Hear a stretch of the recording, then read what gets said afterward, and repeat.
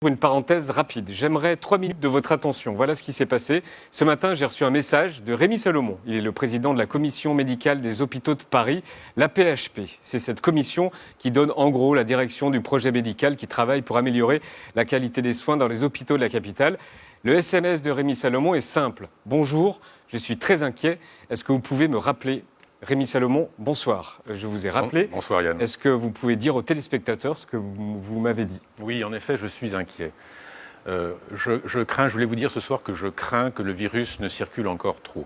Quand je vois les gens autour de moi qui vivent presque comme avant, finalement, je me dis que le virus circule trop et on risque d'aller à la catastrophe. Alors, les gens en ont un peu marre d'entendre parler du Covid. Les gens en ont un peu marre de voir à longueur de soirée sur les plateaux de télévision des médecins, des scientifiques, avec des informations, c'est ce que je vous ai dit ce matin. Des informations confuses, parfois contradictoires. Oui. Bon, en gros, les gens ont envie de vivre normalement. Oui. Mais il faut que j'ai 2-3 messages que je voulais vous dire ce soir, dire à tous vos téléspectateurs, et merci Yann de me donner l'occasion de le faire. Ce soir, nous sommes le 4 novembre. Hier, en France, 439 personnes sont mortes du Covid. Vous avez vu la courbe tout à l'heure. Le pire est devant nous. Le pic de l'épidémie, c'est pour le 15 novembre approximativement. Dans 2 semaines. Qu'est-ce qui peut se passer? Le pire, c'est que nous ne puissions plus accueillir tous les patients qui arrivent. Ça voudrait dire quoi? Ça voudrait dire qu'on va installer des tentes devant les hôpitaux et qu'on va être obligé de choisir quels sont les patients qu'on va pouvoir prendre en charge et ceux qu'on va laisser mourir. Et ça, c'est juste pas acceptable. Pour un soignant comme moi, c'est juste pas acceptable de pouvoir de se retrouver dans cette situation abominable. Donc il faut réellement que, pour éviter cette catastrophe, il faut que dès aujourd'hui, dès maintenant, on prenne les mesures, c'est-à-dire que l'on limite au maximum les contacts.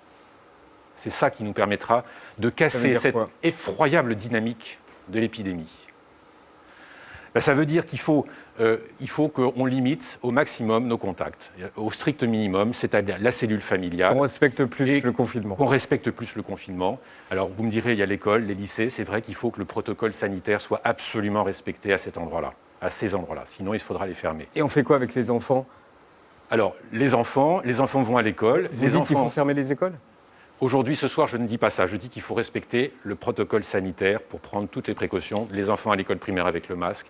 À l'école, au collège, au lycée, on prend les distances. Le moment du repas est probablement le moment le plus difficile parce qu'il n'y a plus de masque. Donc il faut vraiment qu'il y ait des distances, quitte à décaler les heures de repas. Donc c'est absolument essentiel et c'est grâce à ça qu'on pourra casser cette dynamique effroyable et se retrouver dans ce scénario catastrophe que je viens de vous dépeindre. Et c'est comme ça qu'on pourra soigner vos amis, vos parents, vos grands-parents, vos enfants même. Alors, je sais que vous êtes à peu près 2 millions à m'écouter ce soir. Je me dis que même s'il y en a 1 sur 10, 200 000, qui m'entend et qui change son comportement, je me dis que c'est toujours ça, de gagner. Vous avez peur de quoi? Du tri? Quoi d'autre? On n'aime pas ce mot, ce tri, ce mot abominable. Non, mais c'est quelque chose qui... Voilà, c'est des choix qu'on serait obligé de faire. Et des choix qui pourraient se faire sur des critères comme l'âge. On pourrait dire, bon, mais il est trop vieux, je ne peux pas le prendre en charge. Ça, c'est des choses, nous, on ne peut pas accepter, et aucun Français, je pense, ne peut accepter ça. Donc il faut absolument éviter ça. C'est aujourd'hui que ça se passe, et ça dépend de vous, de moi, de vous autres, de chacun d'entre nous. Est-ce qu'on pourrait avoir des images comme il y a eu en Italie, ça peut se ou à Madrid, la patinoire de Madrid, ou à New York? C'est comme ça que ça s'est passé, malheureusement. Je peux vous dire, j'ai eu des collègues italiens au téléphone, début mars, à Milan. Je les ai appelés, ils m'ont raconté, ils avaient des trémolos dans la voix, ils pleuraient presque. C'est épouvantable, il ne faut pas qu'on en arrive là. Donc on peut éviter ça, mais c'est maintenant. C'est maintenant qu'il faut le faire. Dans 15 jours, dans 3 semaines, il sera trop tard. On sent votre émotion, est-ce que vos équipes tiennent bon? Écoutez, on est tous soudés, on y va, on sait, on est un peu effrayés de devoir y retourner, parce que cette première vague, ça a été quand même violent. Sur le plan physique, c'est des journées éprouvantes. Sur le plan moral, c'est dur de voir des gens mourir. Les visites qui sont limitées. Donc c'est vraiment des situations humainement qui sont extrêmement compliquées. Donc c'est vrai que tous les soignants, on y va. Comme je vous ai dit, nous on ne peut pas laisser évidemment des gens dans la détresse, donc on y va, on les soigne. Mais c'est vrai que je ne vous cache pas que j'étais encore le week-end dernier dans un service de réanimation à la PHP, et une infirmière m'a dit, s'il vous plaît, dites aux gens, parce qu'elle sait que je vais sur les plateaux, dites aux gens de respecter ça. Pour nous, pour les patients, faites-le. Là, vous l'avez dit ce soir, est-ce que vous avez encore quelque chose à rajouter? Je crois que j'ai dit l'essentiel. Bon, merci beaucoup. Il faut aérer aussi, parce que ça, c'est pas assez dit. C'est tout simple. On dit les gestes barrières, on oublie celui-là. C'est très important. Il commence à faire froid. Mettez un pull, ouvrez la fenêtre, ouvrez la porte. Faites des courants d'air. On n'aime pas les courants d'air.